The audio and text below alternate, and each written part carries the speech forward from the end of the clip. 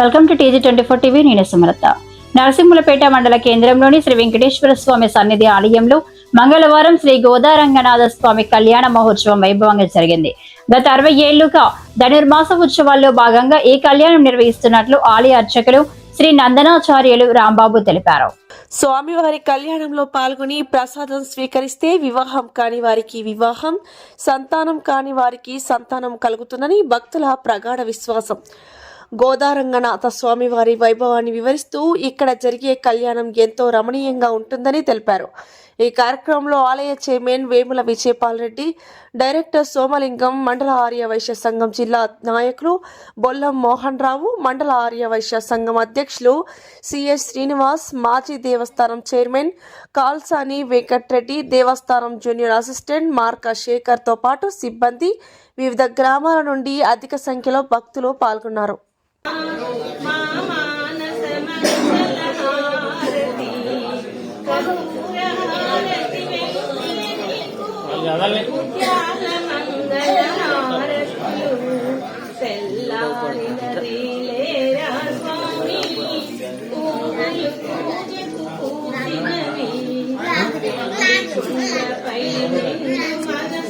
బయట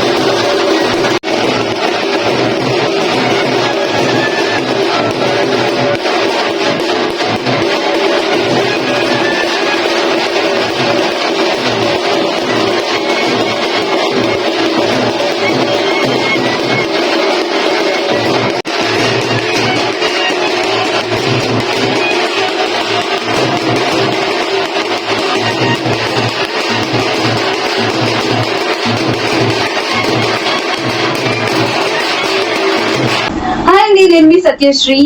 Please do subscribe TG24 TV.